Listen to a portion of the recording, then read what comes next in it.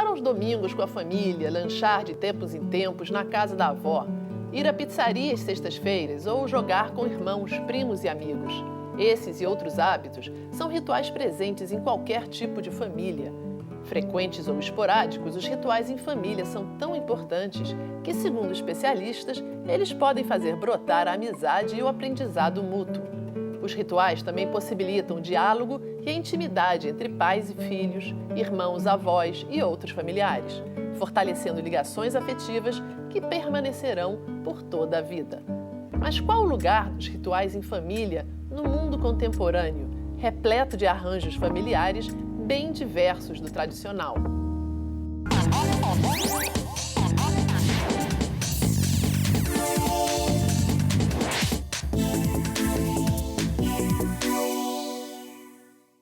Olá, bem-vindo ao Conceito e Ação. E para responder a essa e outras perguntas, eu recebo aqui no estúdio dois especialistas no assunto, a psicóloga Juliana Pupin e o terapeuta familiar Moisés Grossman. Olá, sejam bem-vindos. Olá. Juliana, Moisés, eu queria começar perguntando o que caracteriza esses rituais em família? Os rituais, eles são assim, uma repetição, né? Já a palavra ritual é que é realizado num determinado espaço de tempo, regularmente, e repetido não só naquela família, mas há muitas gerações, né? Eu me lembro de um casal que foi cliente meu há algum tempo, em que a mulher reclamava do marido que ele não se lembrava do aniversário dela, né? Aliás, meio comum essa situação, né?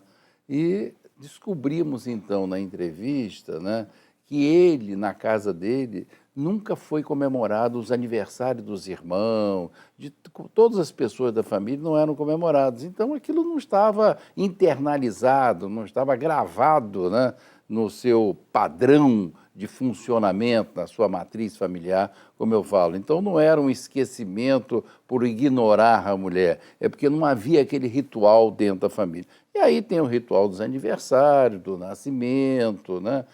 Tem o ritual de casamento, aniversário de casamento, e até o ritual, quando eu falei de nascimento, quando uma criança, por exemplo, é adotada, né, existe não só o ritual dos aniversários, mas existe um ritual até para o recebimento daquela criança dentro daquela família. Como se fosse o nascimento. Exatamente, como se fosse um nascimento. É o nascimento daquela criança ali dentro daquela família.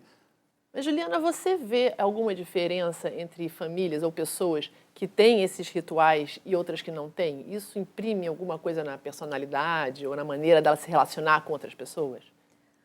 Olha, a maioria das famílias acaba desenvolvendo rituais, mesmo que não sejam mais tão tradicionais, como você falou no início, na abertura, por exemplo, jogar videogame, que não é um ritual.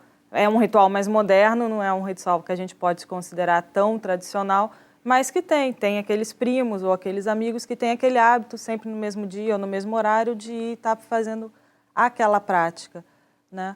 Então, os rituais, de uma forma geral, eles ajudam as pessoas a estarem tendo essa convivência maior, ajuda as famílias a estarem passando valores para aquelas pessoas, mesmo que algumas não tenham tantos rituais ou certos rituais não são valorizados. Como ele citou o exemplo daquela família que não tinha o ritual do aniversário, mas provavelmente eles teriam outros rituais que são marcantes, né? Para poder estar fazendo essa questão de estar agregando. E é nesses momentos que a família está passando os valores dela, ela está ensinando, né? Está passando as tradições dela para os membros. Um outro aspecto importante dos rituais é que ele marca a passagem do tempo. O ritual do Natal, por exemplo, né?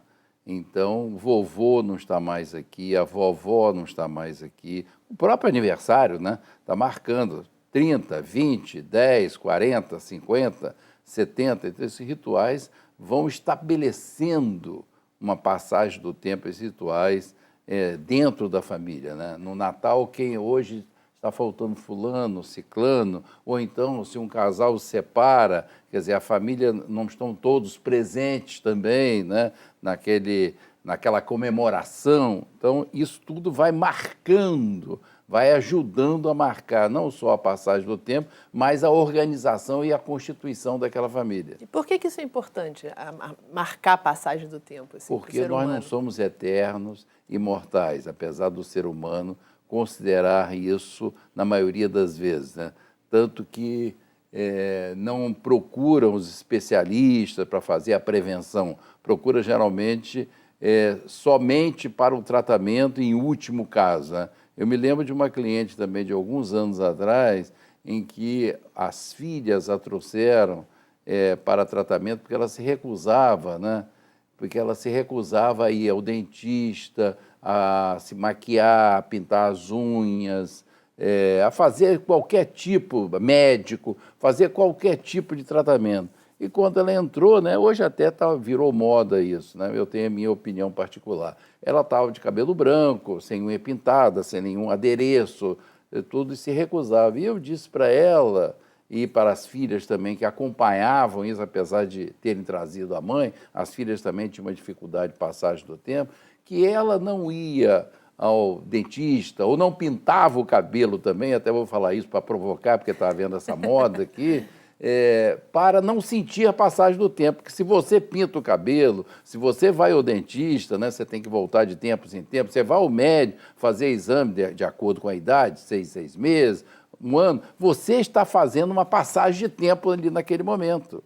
Então, pintar o cabelo daqui a 20 dias tem que pintar novamente. Então, se deixar o cabelo branco para eternamente, quer dizer, até que a pessoa dure, ela não vai sentir essa passagem do tempo, né? Bom, eu vou mostrar agora para vocês um trecho de um filme chamado Colcha de Retalhos, produzido em 1994 com Winona Ryder no papel principal. Vamos dar uma olhadinha? Para essa colcha em particular, o tema vai ser Onde Reside o Amor. O filme conta a história de Finn, que está prestes a se casar e vai morar na casa de sua tia-avó. Durante o dia, amigas da família se reúnem para preparar uma colcha de retalhos como presente de casamento. À noite, Finn ouve de sua tia-avó sempre a mesma história sobre a colcha herdada de sua bisavó. Não saio com essas colchas de casa por ninguém, não mesmo. Sim, eu sei. Você está diferente esta noite.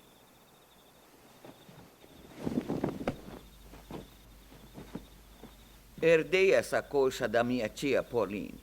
Foi feita pela minha tataravó. Ela a chamava de As Vidas Passadas. É uma colcha de história, deve ser lida. Quando eu era garotinha, minha tia Pauline me contava a história da colcha, de como meus bisavós se conheceram. Minha bisavó era apenas uma jovem quando a escravidão estava acabando. E quando ela finalmente estava livre, foi procurar os pais dela, que tinham sido vendidos anos antes. Um dia, depois de muitos meses de viagem, ela viu um corvo em cima de uma cerca. Alguma coisa disse para ela seguir aquele corvo.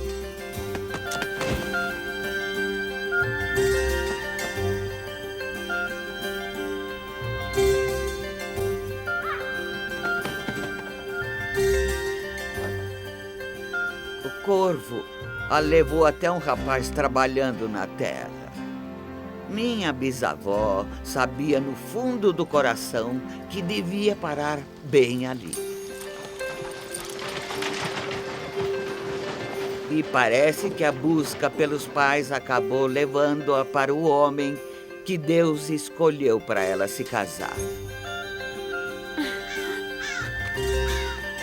Toda noite eu escutava a minha tia Pauline contar essa história e pensava comigo mesma: tudo bem, eu vou ficar de olho naquele corvo.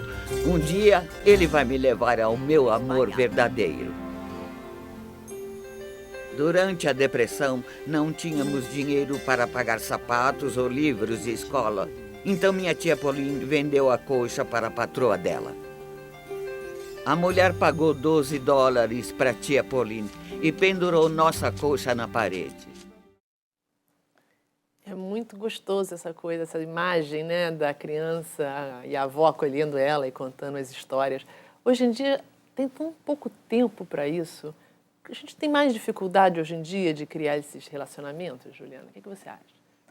Tem sim. Ainda mais com as redes sociais, WhatsApps, essas coisas. Muitas vezes o pessoal está em casa e fala de um cômodo para a mãe que está na sala ou vice-versa pelo WhatsApp. Por alguma coisa assim, né?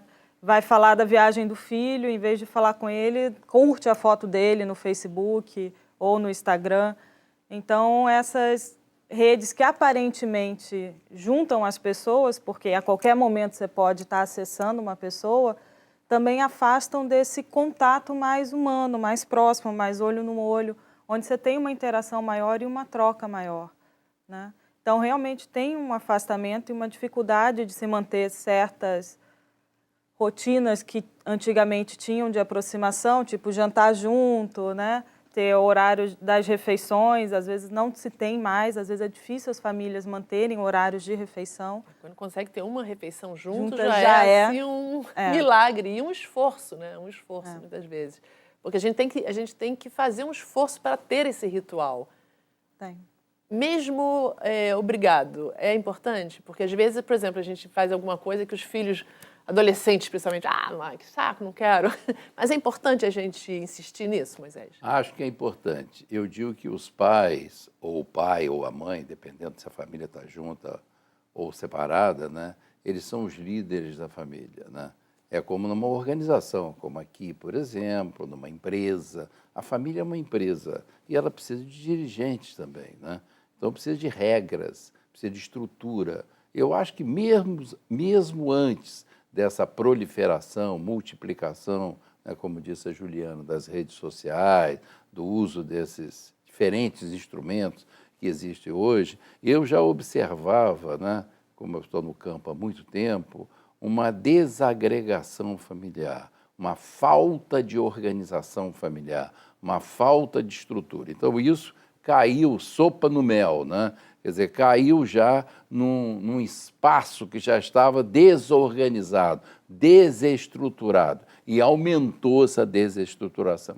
E os pais, principalmente os pais modernos, com essa dificuldade de colocar limites, de se colocarem como líderes, como dirigentes da família, como eu disse, né, eles estão colaborando, né, para essa desestruturação. Principalmente ainda, né, que os movimentos também funcionam muito em reação a, né, como há 40, 50 anos atrás, né, as crianças não sabiam de nada, né, os pais não comentavam nada, não falavam nada, não trocavam nada com a criança, né, aquelas crianças de antes passaram a ser os pais liberais de hoje. Quer fazer isso? Quer comer o quê? Né? Até o cardápio, você não tinha nenhuma ideia do cardápio. Você sentava na mesa, é isso aí que tem. Não quero isso, não tinha essa coisa, não quero isso, não quero aquilo. Né? Hoje os pais perguntam ao filho, né? E eu já vi muitas famílias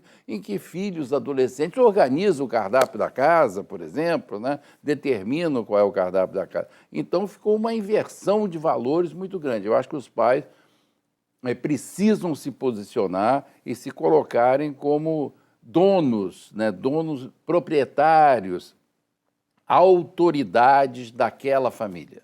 E criando os rituais, mesmo se for uma coisa assim, forçada. Mesmo exatamente. Por exemplo, falando em ritual, não pode comer em frente à televisão, não pode comer cada um no seu quarto. Aliás, a sala, né?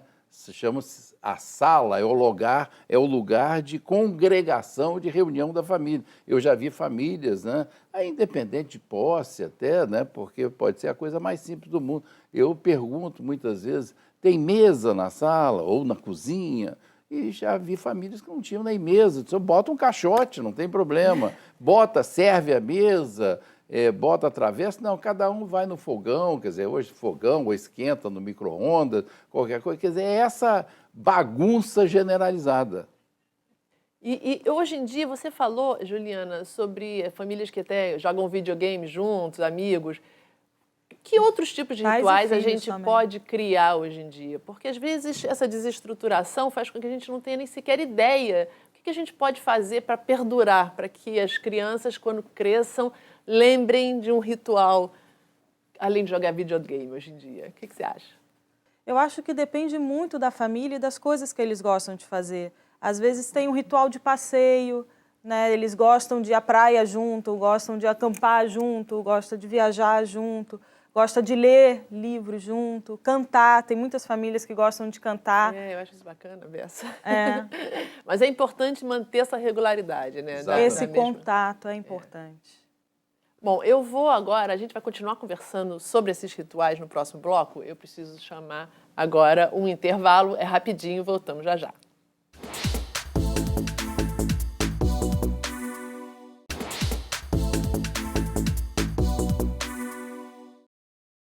Olá, estamos de volta com Conceito e Ação falando sobre rituais em família. Comigo aqui no estúdio, o terapeuta familiar Moisés Groisman e a psicóloga Juliana Pupin. E eu queria mostrar agora, para a gente continuar a conversa, um trecho de um filme chamado Casamento à Indiana. Vamos dar uma olhadinha? I don't think you're ready for marriage. I just want to settle down. O filme de 2001 é uma comédia que retrata os preparativos de um casamento indiano arranjado. Seguindo a tradição indiana, todos os membros da família dos noivos ficam hospedados na mesma casa em que são celebradas as festividades e que tem início antes da cerimônia do matrimônio propriamente dita. अच्छा 10 चाहिए किन्ने ने 10 तो सही 5 when do you think you'll be able to return it partner next month. I have a huge shipment going to Macy's next month. hey guys Mr. Verma here's got some serious cash flow problems हाँ भैया बेटी की शादी में ऐसा ही होता है thank god I don't have any daughters यार नहीं तो मेरी तो बैंड बजाती but you got a high maintenance wife but at least is a self finance महारानी यार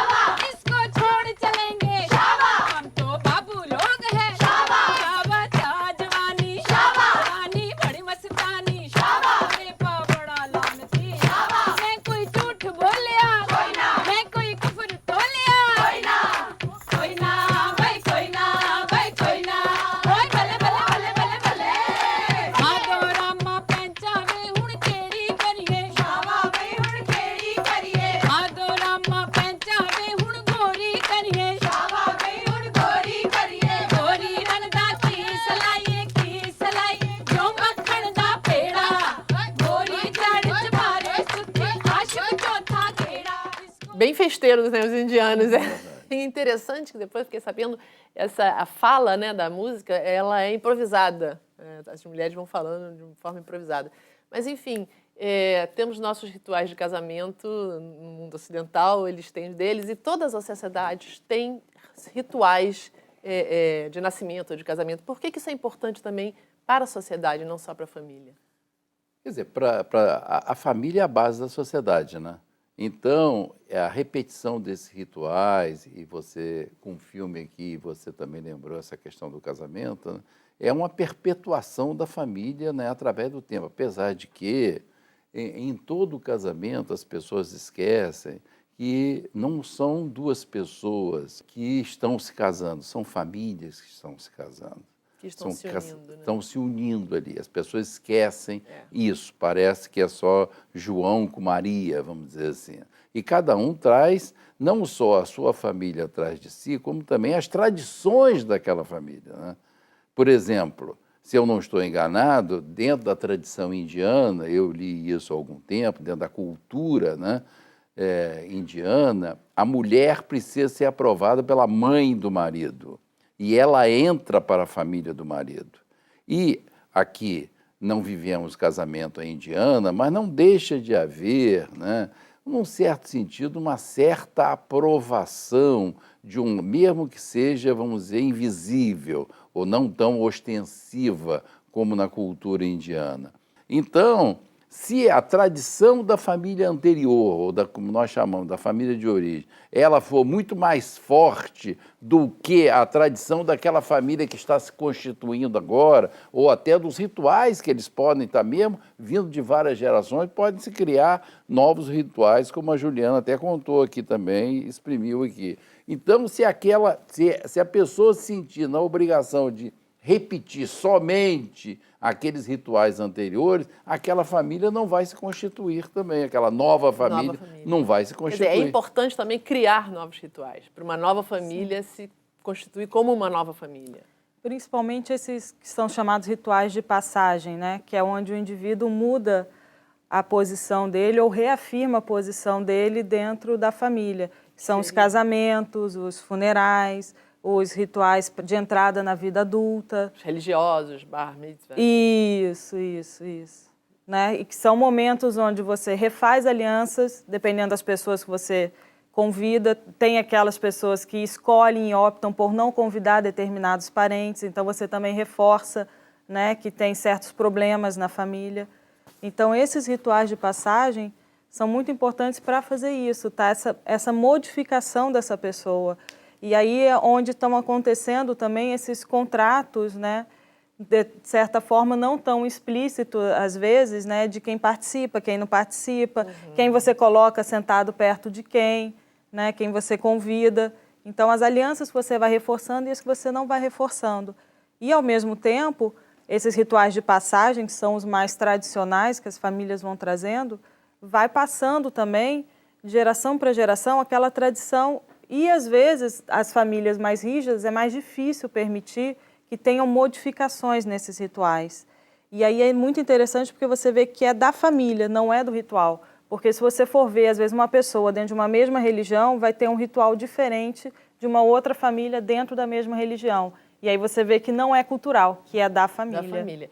Agora, Moisés, me diz uma coisa, com essas novas estruturas familiares que a gente vive hoje em dia, isso confunde um pouco? Porque vamos imaginar aqui, um casal separado, que a mulher casa de novo, o marido casa de novo, tem outros filhos, outras famílias. Então, você hoje em dia tem famílias com múltiplas influências, né? Como é que os rituais acontecem nessa situação? Isso vai exigir, né, um exercício maior de flexibilidade dos novos companheiros. Por exemplo, né, se há uma separação, né, João e Maria se separaram, e uma nova relação estável, um novo casamento, nós chamamos de família recasada, né? Vão se herdar avós, dependendo da idade da criança também, né? E da presença daqueles avós. Vão se herdar avós de um lado, avós do outro, novos avós, né? Novos avós, que podem até se intitular de avós. Novos, tem o famoso pai ou padrasto, mãe ou madrasta, né? Agora mesmo, por exemplo, eu tenho uma relação estável, tenho 3 filhos do primeiro casamento, sou divorciado e tenho uma relação estável com uma outra pessoa, com uma outra mulher, há 27 anos. Então, agora nasceu o meu segundo neto, nasceu há 2 anos atrás. Então, e a minha nora perguntou como é que ela falou nós, né, até englobou, gostaríamos de ser chamados para introduzir isso para a criança. Então, vovô e vovó. Então, quer dizer, mas é uma vovó, vodrasta, né, um novo nome, não se chama assim. Então, tem todas essas questões. Agora, os limites têm que ficar muito claros dentro da família, né? Quem são os novos pais, os novos avós? Podem ter vários avós, não tem nenhum problema nesse sentido. Mas nessa reconstituição familiar, eu não sou favorável a se transformar numa grande família. O que quer dizer numa grande família? Quer dizer, o ex ou a ex, tudo englobado numa grande família. Os novos, não. tem uma nova família recasada, ou não, numa relação estável, e temos ex também que participam, podem estar presentes, mas não transformar isso numa grande família, até casos de pessoas que viajam juntos, os ex de um, os ex do outro, os filhos de um, os filhos do outro. Eu não sou favorável a isso, senão os limites ficam borrados e pode trazer confusão dentro da família. Juliana, Moisés, muito obrigada pela presença de vocês aqui, foi ótimo o nosso papo. E a gente se encontra no próximo Conceito e Ação. Até lá!